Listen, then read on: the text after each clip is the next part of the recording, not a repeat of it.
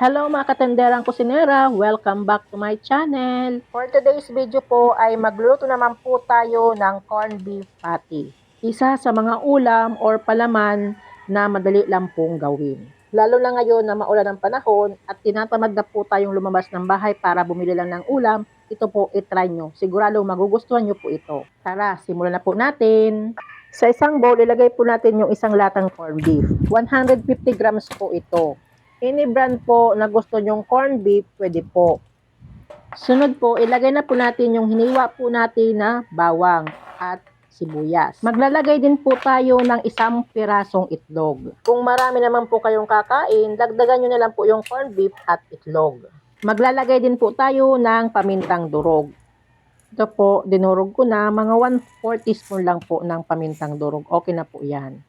Maglalagay din po ako ng konting seasoning lang po kasi may lasa na po yung corned beef natin. Konti ko lang po ilalagay. Pero kung ayaw nyo na po maglagay, okay lang po. May lasa naman po yung corned beef natin. I-mekos-mekos lang natin, i-mix-mix lang po natin hanggang sa mag-combine na po lahat ng mga sangkap na linagay po natin. Pagkatapos po nating mamikos-mikos, mamix-mix, magpapainit na po tayo ng pan.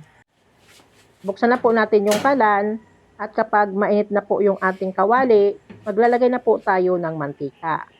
Pagkatapos po natin mailagay yung mantika, ito po ay papainitin muna po natin. Kapag mainit na po yung ating mantika, ipiprito na po natin yung ating mixture na ginawa. Sa paglagay po natin sa pan, i-form din po natin ang pabilog. Kagaya po nitong ginagawa ko.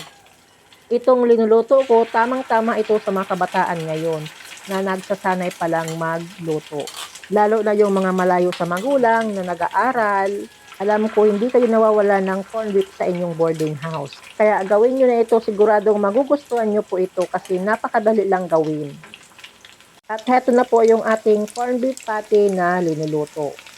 Ito po ay babalik na rin po natin para pantay po ang pagkaluto ng ating patty. Yung kabilang side naman po ang ating lulutuin. Habang nagtitip po tayo itong ating linulutong patty, sa mga hindi pa po nakapag-subscribe sa aking channel, pa-subscribe naman po, pa-like na din po, at pa-click na din po ng notification bell para parating po yung updated sa mga bagong videos po i-upload. Salamat po. Ito na po yung ating linulutong patty. Luto na po ito at hahanguin na po natin. Naglagay lang po ako ng tissue sa ating serving plate para yung excess oil ay matanggal pa po. Sa natitira pa po nating mixture, same process lang po sa una po nating ginawa. Alam ko mga katiki, nagluluto na po kayo nito, pero ang ginagawa po natin, isahan lang pong lutuan. Para medyo saucy ang datingan, kaya ito po ay gagawin nating corned beef patty. Masarap po itong pang-ulam sa almusal, lalo na po sa sinangag.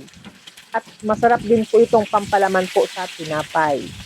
Lalong-lalo na po sa pandesal at mainit na kape ay solve ang almusal natin nito. Siguradong busog na busog po tayo. At heto na po, luto na rin po ang pangalawa po nating salang at ito po ay hahanguin na rin po natin. Dahil tapos na po tayo magluto, off na po natin yung apoy. Bali, nakaluto po tayo ng 6 na piraso sa 150 grams na corned beef. Thank you for watching. God bless us all.